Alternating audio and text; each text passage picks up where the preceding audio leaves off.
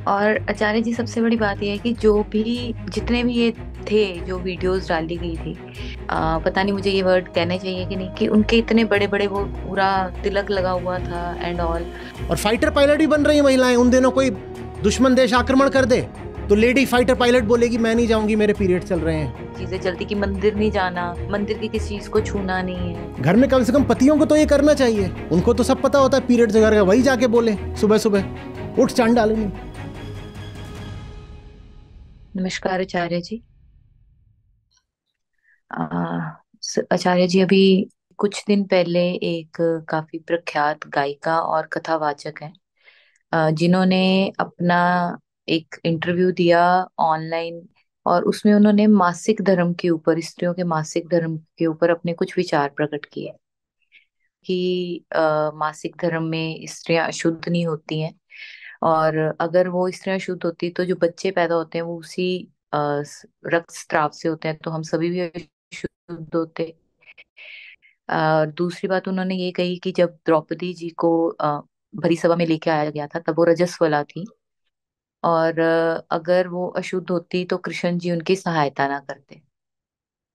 उनके इस प्रश्न के बाद काफी हमारी सो कॉल्ड रूढ़िवादी कथावाचक या जो भी शास्त्री ज्ञानी थे, उन्होंने अपनी बहुत सी वीडियोस डाली, जिसमें से कुछ उन्होंने इस तरह से लिखा कि उन्होंने जो भी उससे संबंधित अपने विचार दिए कि पारस्कर स्मृति या पारस्कर ग्रह सूत्र में उन्होंने संस्कृत में पहले बोला और फिर उसको हिंदी में ट्रांसलेट किया कि स्त्री जब मासिक धर्म में होती है तो वो पहले दिन चंडालिनी, दूसरे दिन ब्रह्म घातिनी, तीसरे दिन रजस्वला, और फिर चौथे दिन वो शुद्ध होती है।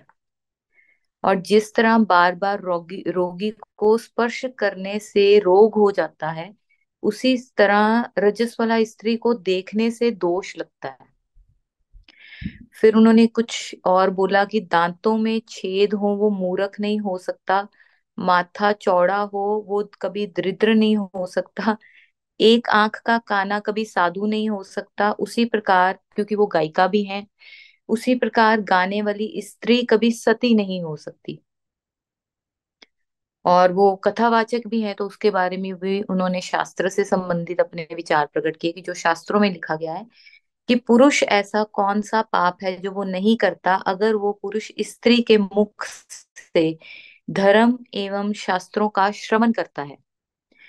और फिर उन्होंने कहा कि आप समझ रही हैं ना कि यहाँ हमारे शास्त्रों में नाचने गाने वाली जो स्त्रियां हैं उनको वेश्या समझा जाता है, वो सती नहीं हो सकती, वो अच्छे चरित्र की स्त्री नहीं हो सकती। तो एक तो यहाँ पे मेरे दिमाग में ये आया कि मीराबाई जो गायिका भी थी, क्या ये जो लोग हैं उनको भी फिर इसी कैटेगरी में ला रहे हैं? और दूसरा प्रश्न ये था कि क्योंकि वहां नीचे बहुत से लोगों के कमेंट थे उनके वीडियोस के नीचे कि हाँ हाँ आप सही बोल रहे हैं, या शास्त्र तो पढ़ ले पहले, खुद चाहे उन्होंने कभी नहीं पढ़े हो। तो दूसरा ये था विचार कि कैसे इन लोगों तक सही बात या है, या जो कोई सही बात कर रहा है उसको कैसे इन मान्यताओं से, इन रूढ़िवादी परंपराओं से छुटकारा दिलाया जाए, कैसे उन तक सही बात अगर कोई कर रहा है उसको पहुंचाया जाए, उनको बताया जाए कि क्या सही है क्या गलत है। सबसे पहले तो ये है कि हर पुरानी किताब को शास्त्र थोड़ी बोलते हैं। हम्म? अब वैसे तो आप समाजशास्त्र की किताब को भी कह सकते हैं कि ये शास्त्र है, लेकिन जब हम धर्म में शास्त्र शब्द का इस्तेमाल करते हैं तो उससे आशय होता है आध्यात्मिक ग्रंथ। और आध्यात्मिक का क्या मतलब होता है? वो जो आपको आपकी तरफ ले जाए। हम्म? स्वयं को और जानना अध्यात्म है। वो अध्यात्म शब्द में ही अध्यात्म और जानना, स्वयं को और जानना अध्यात्म है। तो आध्यात्मिक ग्रंथ क्या हुआ फिर? जो आपको आपको जानने में मदद करे, मैं स्वयं को और जान पाऊं, जिस किताब की सहायता से वो किताब मैं मानूंगा कि आध्यात्मिक ग्रंथ है। और इधर उधर की बातें जो किताबें करती हो वो थोड़ी शास्त्र कहने लायक हो गई। हाँ, उनको आप दूसरे शास्त्रों का आपको नाम देना हो दे लीजिए, और 50 तरह के आप शास्त्र बना सकते हैं। कोक शास्त्र भी होता है। किसी भी तरीके को आप मनुष्य की गतिविधि के किसी भी क्षेत्र की किताब को आप शास्त्र का नाम दे सकते हो, पर वो फिर दूसरी चीज है। बात समझ रहे हैं? तो हर किताब एक बराबर वजन की नहीं होती है, और उसको उसके वजन के अनुसार ही महत्व और सम्मान मिलना चाहिए, उससे ज्यादा थोड़ी, उससे कम भी नहीं।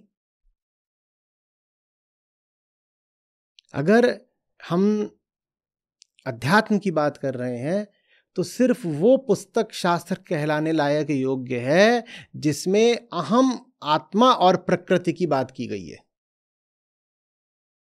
ये कसौटी बहुत अच्छे से पकड़ लीजिए। जहां इनके अलावा और 50 बातें चल रही हो दुनिया जहान की, कि स्त्रियों के मासिक धर्म की बात चल रही है, और चिड़िया, पंछी, बादल, और मोर ने कौवे से क्या कहा, और ब्राह्मण और शूद्र में क्या रिश्ता होना चाहिए, जहां ये सब बातें चल रही हैं उनको हम शास्त्र थोड़ी बोलेंगे। जहां अहम और आत्मा की बात चल रही है सिर्फ वो शास्त्र है, बाकी और किस्से कहानियां शास्त्र नहीं कहलाते। राजा किस अपराध पर कितने कोड़े मारे, क्या दंड दे, क्या पुरस्कार दे, ये सब शास्त्र थोड़ी हो गया। ये कहां से शास्त्र हो गया?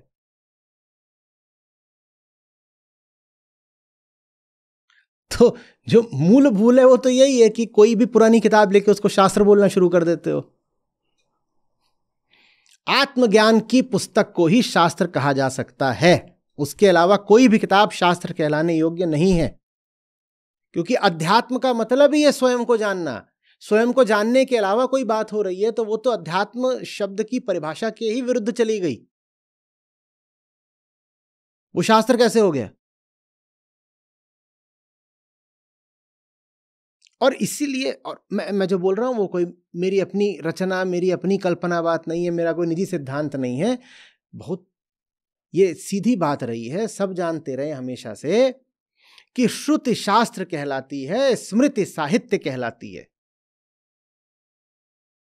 जितने भी श्रुति ग्रंथ हैं वो शास्त्र हैं, बाकी जो स्मृति है उसको तो साहित्य कहना ज्यादा उचित होता है। श्रुति ग्रंथ कौन से हैं?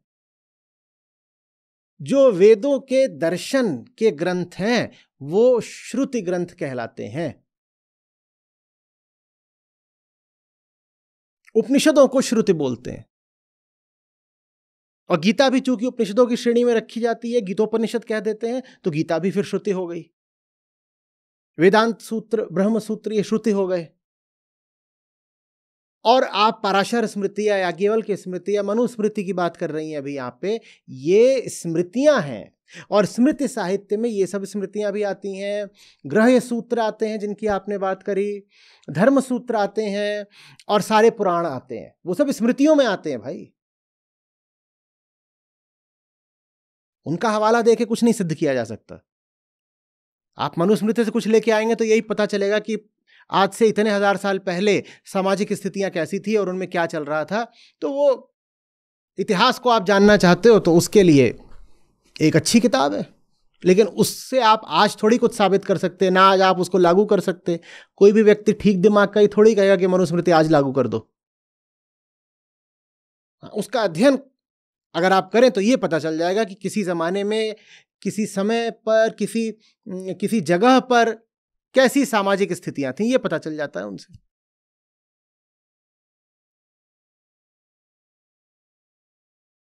मुझे समझ में नहीं आता, ये हमारा हर चीज आपको नहीं चाहिए। मैं आपको बोलूं मैं 1940 के मॉडल की गाड़ी दे रहा हूं, आप चलाएंगी? गाड़ी आपको बिल्कुल चाहिए, आप खरीदने जाते हो गाड़ी, कोई आपको बोले ये खड़ी हुई है 2023 मॉडल है, आप खरीदोगे? आप कहोगे 2024 चल रहा है, 2024 दो। हर चीज आपको नहीं चाहिए। लेकिन जब परंपराओं की और रूढ़ियों की बात आती है, और अंधविश्वासों की बात आती है, और मूर्खताओं की बात आती है, तब हम कहते हैं जितना पुराना उतना अच्छा। और कोई चीज सिर्फ इसलिए अच्छी हो गई क्योंकि पुरानी है, तो फिर कार भी पुरानी चलाओ, कपड़े भी पुराने पहनो। 300 साल पुराने कपड़े काहे नहीं पहनते? तब तो कहते हो नहीं, बताओ लेटेस्ट क्या चल रहा है वो चाहिए। और जितने लोग इस तरह की बात करते हैं, इनकी सबकी गाड़ियां छीन लो और 150 साल पहले जो पहली बाइसिकल बनी थी वो इनको दे दो। उसमें एक पहिया इतना बड़ा होता था और एक इतना बड़ा होता था, क्योंकि पुरानी चीजें अच्छी होती हैं इनके हिसाब से सब, तो इनको दे दो वो पुरानी, यही चलाओ। तब ये काय को बोलने जाते हैं। और ज्यादातर जो इस तरीके के होते हैं, इनके बढ़िया पैसा अच्छा होता है। कहीं एकदम लग्जरी वाली कार चाहिए, वो भी 2024 मॉडल की। ये 2024 क्यों चाहिए तुम्हें? 2024 ईसा पूर्व वाली गाड़ी मांगो। 2024 बीसी वाली गाड़ी देना। इनको रथ दिए जाने चाहिए। ये गाड़ियों पे क्यों चल रहे हैं? बढ़िया एक रथ निकल रहा है। और पंखा झलने वाले होने चाहिए। ये इनके घरों में पंखे, कूलर, एसी क्यों लगे होते हैं? आप कह सकते हैं श्रुति भी तो पुरानी है। श्रुति पुरानी है, पर श्रुति में जो मुद्दा लिया गया है, जो उसका विषय है, सब्जेक्ट, वो इटर्नल है। वो किसको संबोधित करती है श्रुति? अहंकार को। अहंकार 5000 पहले भी था, 5000 साल बाद भी है। तो इसीलिए श्रुति को आप पुराना कभी नहीं बोल पाओगे। कोई भी काम ठीक है कि नहीं है, उसके लिए भी आखिरी बात यह होती है कि श्रुति द्वारा वो प्रमाणित है कि नहीं। श्रुति प्रमाण हमेशा आखिरी माना जाता है, हमेशा। शब्द प्रमाण भी उसी को बोलते हैं, आखिरी बात है। श्रुति सारे धार्मिक मसलों का सर्वोच्च न्यायालय होती है। उसके अलावा हम किसी की नहीं सुनेंगे। सर्वोच्च न्यायालय ने जो बात बोल दी, उसके बाद ये नीचे के छोटे मोटे कोर्ट कुछ बोल रहे हैं, उसकी कोई हैसियत है क्या?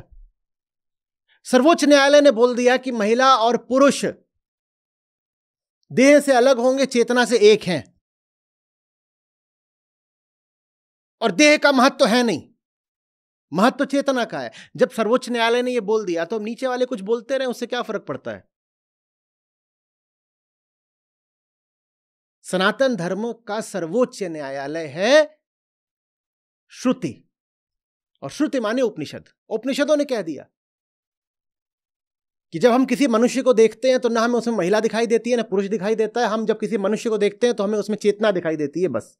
और छटपटाती हुई चेतना, जो नहीं जानती कि वो परेशान क्यों है। और इसी छटपटाहट से मुक्त होने के विज्ञान को अध्यात्म बोलते हैं।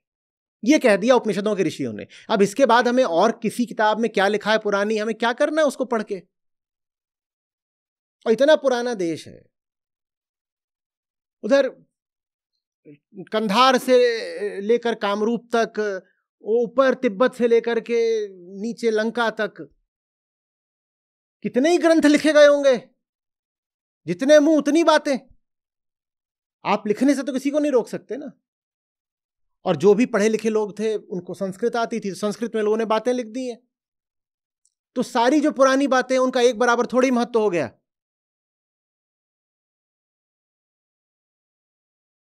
थोड़ा भी अगर कोई धर्म का ज्ञाता होगा तो अच्छे से जानता है कि पुराण, इतिहास, स्मृति, इन तीनों को ही स्मृति ही माना जाता है। ये तीनों इकट्ठे करके स्मृति माने जाते हैं। पुराण, इतिहास, स्मृति, उनको धर्मशास्त्र बोलते हैं, जो अब स्मृतियां होती हैं ना, ये सब इकट्ठे करके स्मृति माने जाते हैं। कह रहे इनका स्थान श्रुति से नीचे का है, तो इनकी बातें सिर्फ तभी तक मानी जाएंगी, स्मृतियों की, पुराणों वगैरह की। इनकी बात सिर्फ उतनी ही सुनो जब तक इनकी बातें श्रुति से मेल खाती हो। अगर इनकी कोई बात श्रुति से मेल नहीं खा रही, तुरंत उसको हटा दो। डिस्ट्रिक्ट कोर्ट की कोई बात सुप्रीम कोर्ट की बात से मेल नहीं खा रही, क्या होगा? डिस्ट्रिक्ट कोर्ट की बात हटा दी जाएगी। तो स्मृति की या पुराण की कोई बात अगर मेल नहीं खा रही उपनिषदों से, तत्काल हटा दो। और पुराणों वगैरह की बहुत सारी बातें हैं जो श्रुति से मेल नहीं खाती, आपको उनको दरकिनार करना होगा, नहीं तो ये श्रुति के प्रति असम्मान हो जाएगा। और सनातन धर्म श्रुति का धर्म है, स्मृति का नहीं। स्मृति तो थी एक समय पर समाज को एक व्यवस्था देने के लिए, यह स्मृति का काम होता है।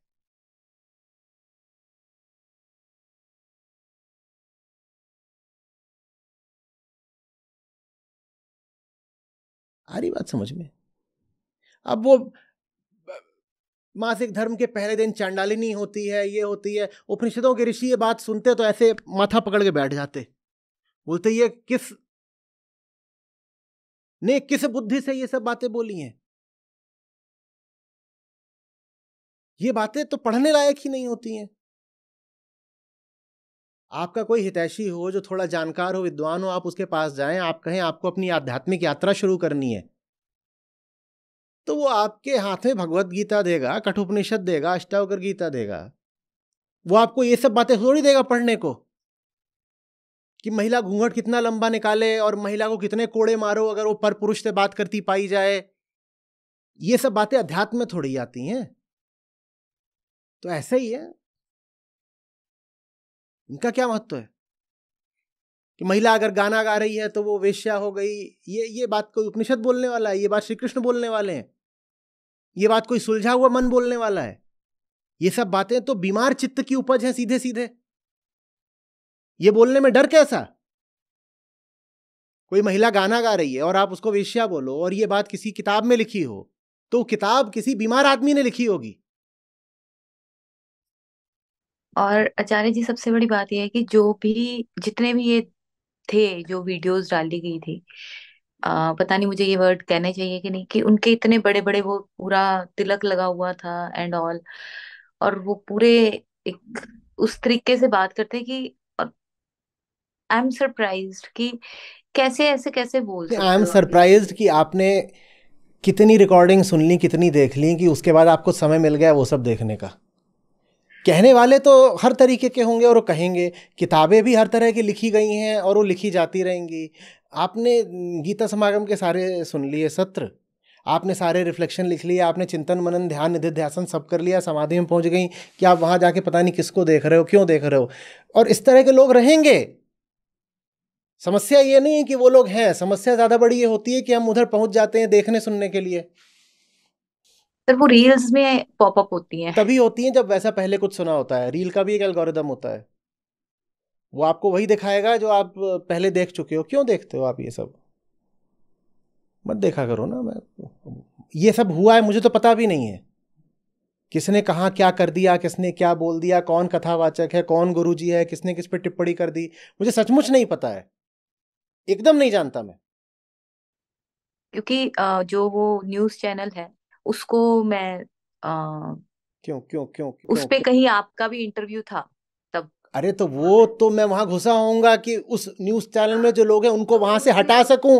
मैं वहां घुसा था कि वहां के लोगों को वहां से हटा सकूं, और आप मेरे हो और आप वहां से हटने की जगह वहां जाके बैठ गए। ये क्या तरीका नहीं, है? उसको मैंने सब्सक्राइब किया एट दैट टाइम। तो एट दैट टाइम का ना अनसब्सक्राइब कर दीजिए। ये सब मत देखा करिए, इसका कोई जवाब नहीं है, कोई इलाज नहीं है। बट मुंडे सर हम मुंडे उसको मतिर अपनी भिन्ना। डेली लाइफ में हाँ, भी देखते हैं। जिसकी जिसकी जैसी जैसा मुंड होता है वैसी मति होती है, हम उसका क्या करें। हम उसको अपनी डेली लाइफ में भी देखते हैं और मोस्टली मुझे लगता है डेली जितने भी लाइफ में इंसानों। जो लोग इस तरीके के हों उनसे आप वहां आप क्या कर रहे हो वहां पे, बताओ। मुझे ये सब सुन के ही ऐसा लग रहा है कि मैं क्यों सुन रहा हूँ। आप डेली लाइफ में ऐसे लोगों को बर्दाश्त कैसे कर रहे हो? डेली माने रोज, आप रोज रोज झेल रहे हो, क्यों झेल रहे हो? ये कैसी बात है? स्त्री की एक यौन व्यवस्था है, ठीक है, जो उसकी अपनी निजी चीज है शरीर की, उसका अपना एक साइकिल है, उसका एक अपना रिप्रोडक्टिव सिस्टम है। कोई उसको उसी नजर से बार बार देखे जा रहा है। हाँ भाई, तेरे पीरियड चल रहे हैं, नहीं चल रहे हैं, कौन सा दिन चल रहा है, क्या कर रही है, अभी तो चांडालिनी है, अभी तो ब्रह्म भक्षिणी है। तो आप उसके साथ जी क्यों रहे हो? आप उसको क्यों देख रहे हो दिन भर? उसके साथ आप कैसे जी लेते हो?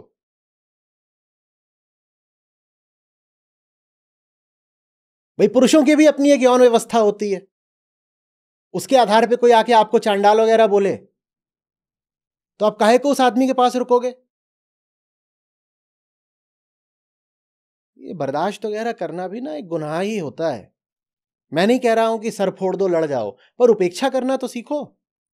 अष्टावक्र कह रहे थे ना, अनादरम कुरु। हर फालतू की बात को कान नहीं दिया करते, हट जाते हैं, उठ जाते हैं, जगह छोड़ देते हैं। जिंदगी में इतना कुछ है बहुत सुंदर खूबसूरत, उसको जीवन में लाइए ना। समय उसके लिए भी कम है, ये सब अगली चीजों के लिए समय कहां से निकालें? कितना कुछ जानना है, समझना है, देखना है। अच्छे लोग हैं, उनसे मिलना है, बातें करनी है, अच्छी जगहों पर जाना है, अच्छी किताबें पढ़नी है, ये सीखना है, वो पता नहीं क्या क्या करना है। और समय इतना कम है, पता नहीं किसी के पास 5 साल हो, किसी के 15 साल हो, और वो 5 और 15 साल जो थोड़े से हैं उनको हम बिता दें ऐसे चंडालनी और ये सब करने में। ये समय का कितना दुरुपयोग हो गया ना। मत सुना करिए, सब मत देखा करिए। हमारे धर्म ग्रंथों में जो श्रेष्ठ है, जो उच्चतम है, वो मैं आप तक लेके आ रहा हूं।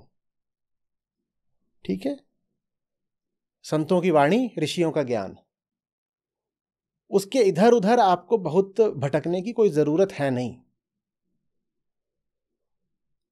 और उधर उधर तब जाइए जब पहले जो सिलेबस है आपका वो खत्म हो जाए। भाई यहां पे तो शिक्षण व्यवस्था चल रही है, पाठ्यक्रम है, पहले इसको तो अपन निपटा लें, है ना?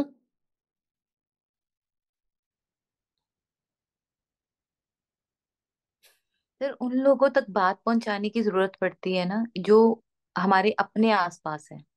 अपने आसपास कोई ऐसा नहीं है कि मजबूरी है, चुनाव है। आप अपने प्रश्न के पीछे जो मान्यता है वो नहीं पकड़ पा रही हैं। अपने आसपास किस तरीके से हैं? आप चाह रही हैं इसलिए अपने आसपास हैं, आप न चाहें तो आसपास नहीं होंगे। वो आपके आसपास नहीं है, आप उनके आसपास हैं। सर उनको गलत को गलत कैसे बताएं कि आप गलत सोच रहे अरे हो। कुछ मत बताइए, आसपास मत रहिए। मैं सबको बताने जाऊं अगर कि क्या गलत है, एक दिन के अंदर 500 गोलियां खा के आऊंगा। मैं क्यों बताने जाऊं भाई? आसपास वाली बात ही पकड़िए। कोई आपके आसपास नहीं होता, आप किसी के आसपास होते हो। ये आपका चुनाव है कि ऐसे लोगों के आसपास हो। मत रहो उनके आसपास। क्यों हो आसपास? होगा कोई स्वार्थ, होगा कोई लालच, होगा कोई डर। तो उस स्वार्थ, उस लालच, उस डर पर काम करिए ना, ताकि व्यर्थ लोगों के आसपास ना रहना पड़े।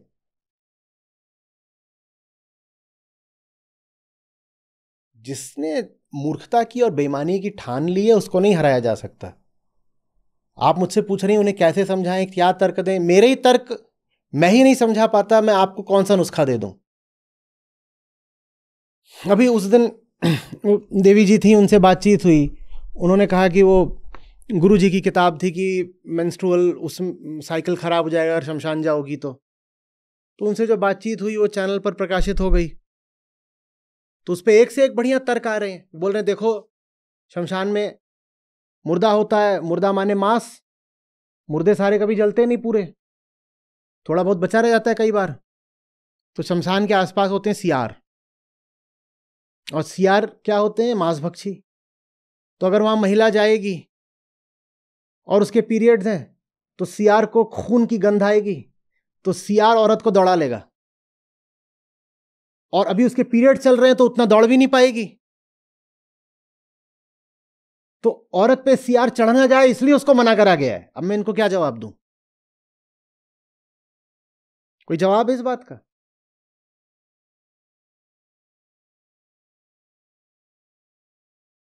क्या जवाब है?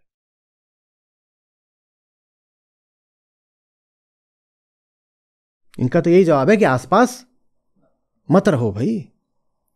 ना चैनल में आसपास रहो, ना जिस भी तरीके से ये आसपास वाला कर रखा है खत्म करो।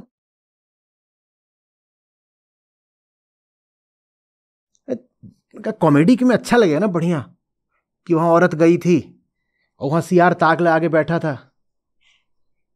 और उन्होंने और एक और ने जोड़ा, बोले देखो मुर्दा खास तौर पर तब नहीं जलता जब बारिश हो जाती है। अब चिता जल रही थी, तभी बारिश हो गई तो मुर्दा पूरा नहीं जलेगा।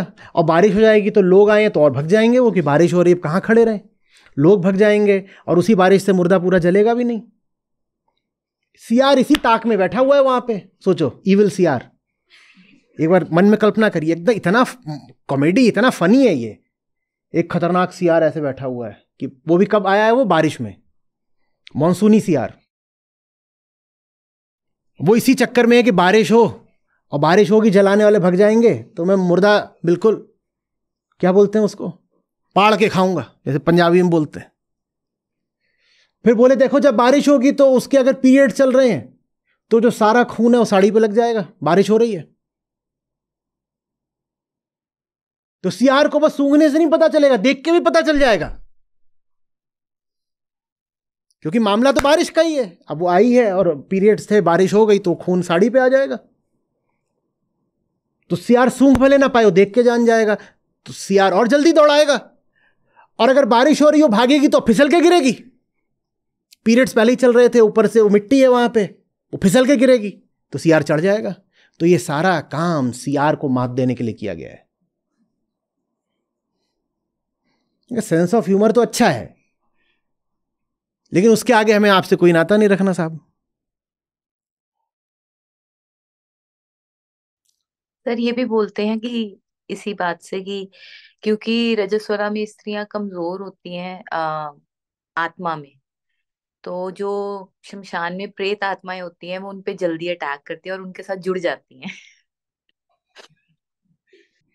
जैसे ग्रैंड स्लैम वगैरह जब होता है ना, तो उनकी डेट्स इस हिसाब से फिक्स करी जाती हैं कि जो टॉप 10 फीमेल प्लेयर्स हों, टॉप 10 सीड्स जो हों, पहले उनसे पूछा जाता है कि मैम आपके पीरियड्स कब आ रहे हैं, और उस हिसाब से उनकी डेट्स फिक्स करी जाती हैं। क्योंकि बेचारी इतनी कमज़ोर हो जाती हैं कि कैसे खेलेंगी टेनिस में, क्वार्टर फाइनल विंबलडन है, यूएस ओपन है, क्वार्टर फाइनल, सेमीफाइनल, फाइनल, एक के बाद एक खट खट खट हो रहे हैं, कैसे खेलेंगी बेचारी, पीरियड्स में तो बहुत कमज़ोर हो जाती हैं। वैसे ही ओलंपिक्स, एशियन गेम्स, इन सब की डेट्स ये देख के फिक्स करी जाती हैं कि मान लो 2000 फीमेल एथलीट्स हैं, तो महीने के वो डेट्स उठाओ जिसमें से 2000 में से किसी भी एथलीट के पीरियड्स ना चल रहे हो। क्या मूर्खता है, कमजोर हो जाती है। काहे को कमजोर हो जाती है, कितना कमजोर हो जाती है, गिर पड़ेगी, पागल हो जाएगी, क्या करेगी। सीईओज होती हैं, वो पीरियड्स के दिनों में ऑफिस नहीं जाती, डिसीजंस नहीं लेती। प्राइम मिनिस्टर्स, प्रेसिडेंट्स महिलाएं होती हैं, उनके पीरियड्स नहीं चल रहे तो वो काम करना छोड़ देती हैं, या उन दिनों वो पगला जाती हैं तो उल्टे पुल्टे वो निर्णय पास कर देती हैं। ऐसा तो कुछ नहीं होता।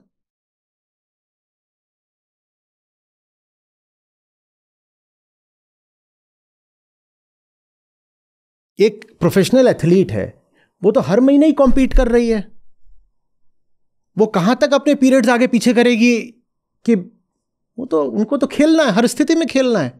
वो साधारण सी बात है, उनके लिए सामान्य हो जाता है सब कुछ, ये सबके लिए सामान्य हो जाता है। बेकार में हुआ क्या बनाना।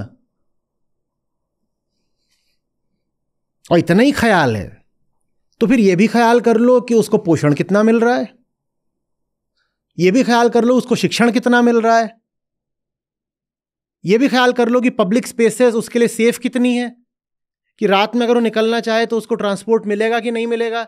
ये सब भी ख्याल कर लो, या बस एक ही चीज का ख्याल है कि उसके पीरियड्स कब आ रहे हैं। देश की पूरी संपत्ति में उसका कितना शेयर है, यह भी ख्याल कर लो। लेजिस्लेचर्स में और बोर्ड रूम्स में उसका कितना रिप्रेजेंटेशन है, यह भी ख्याल कर लो। यह सब नहीं ख्याल करना। महिला विमर्श के नाम पे और महिला कल्याण के नाम पे एक ही चीज का ख्याल करना है कि जब ये रजस्वला हो उन दिनों इसको घर में बंद कर दो, यही उसके प्रति सबसे बड़ी मित्रता है।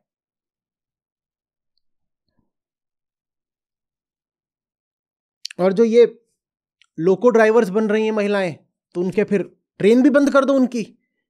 और जो पायलट्स बन रही हैं महिलाएं, 5 दिन तक फ्लाइट नहीं उड़नी चाहिए। और फाइटर पायलट भी बन रही हैं महिलाएं, उन दिनों कोई दुश्मन देश आक्रमण कर दे तो लेडी फाइटर पायलट बोलेगी मैं नहीं जाऊंगी, मेरे पीरियड चल रहे हैं, अभी मैं चांडालिनी हूं, डे 1 है मेरा। डे 1 पे यही बताया था ना आपने, चांडालिनी है। तो बोली देखिए अभी तो उसको बोला जा रहा है जाइए मैडम, प्लेन लेके जाइए, आप बॉम्बिंग करिए वहां पे। उसको बोल रही है आज मैं चांडालिनी हूं, आज बॉम्बिंग नहीं करूंगी। बस ड्राइवर महिला है, ऑटो ड्राइवर महिला है, ट्रेन ड्राइवर महिला है, वो बोल सकती है भाई मेरा आज डे 2 चल रहा है, आज ट्रेन नहीं चलेगी। और उसको बार बार देखने से आप भी रोगी हो जाते हो। उसको आप बार बार देखने से आप रोगी हो जाते हो।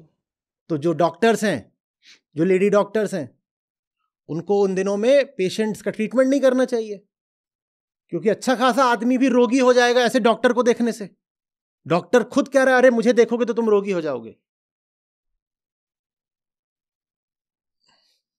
चुटकुले तक ठीक है, उसके आगे ये बात सिर्फ उबाऊ है। और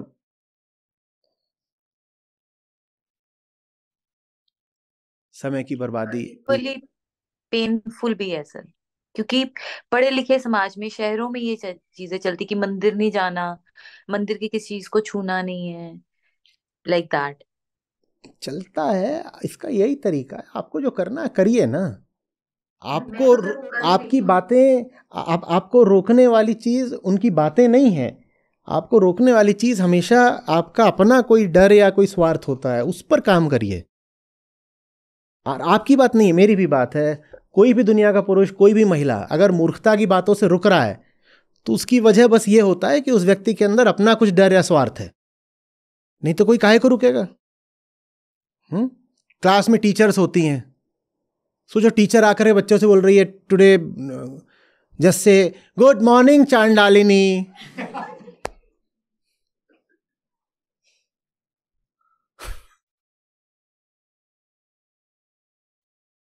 भारत में प्रधानमंत्री से लेके इतनी मुख्यमंत्री सब महिलाएं रही हैं। उनके सेक्रेटरी, चीफ सेक्रेटरी, उनके जितने ऑफिसर्स हैं उनको जाकर के यही बोल रहे हैं, मैम आज आपका डे 1 है जी चांडालिनी मैम। चलो ये तो फॉर्मल जगह हो गई, यहां औपचारिक रिश्ते हैं। घर में कम से कम पतियों को तो ये करना चाहिए। उनको तो सब पता होता है पीरियड्स वगैरह का, वही जाके बोले सुबह सुबह उठ चांडालिनी। क्या क्या, सिर्फ इसलिए कि कुछ बातें पुरानी हैं उनका कोई महत्व नहीं हो जाता। हर पुरानी चीज किसी कीमत की हो एकदम जरूरी नहीं है।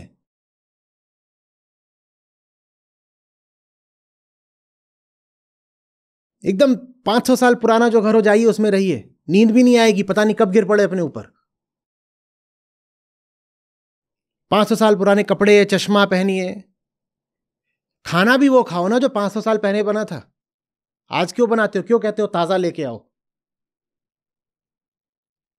तब तो इंप्रेस हो जाते हो। कोई बोलता है ये नहीं लेटेस्ट टेक्नोलॉजी है। लेटेस्ट टेक्नोलॉजी क्यों चाहिए? एंशिएंट टेक्नोलॉजी मांगो।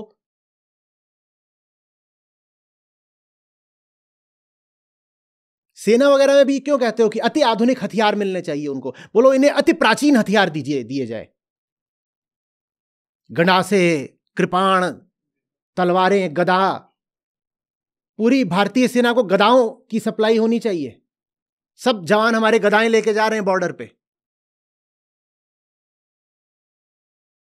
ये क्या बहुत सुंदर शब्द हैं किसी कवि के। लो अतीत से उतना ही जितना पोषक है, जीर्ण शीर्ण का मोह मृत्यु का द्योतक है। जो कुछ अतीत में अच्छा हो उसे जरूर लेना चाहिए, पर सब कुछ अतीत में अच्छा नहीं है, उसे लेने की कोई जरूरत नहीं है। भगवत गीता, उपनिषद, इन्हें दिल से लगा लीजिए। और अगर ये दो आपको समझ में आ गए हैं, काम हो गया आपका। ठीक है, धन्यवाद आचार्य जी। साधु ऐसा चाहिए जैसा सूप सुभाए। साधु ऐसा चाहिए जैसा सूप सुभाए। सार सार को गही रहे, थोथा दे उड़ाए रे साधो, थोथा दे उड़ाए। गुरु कीजिए जान के, पानी पीजे छानी।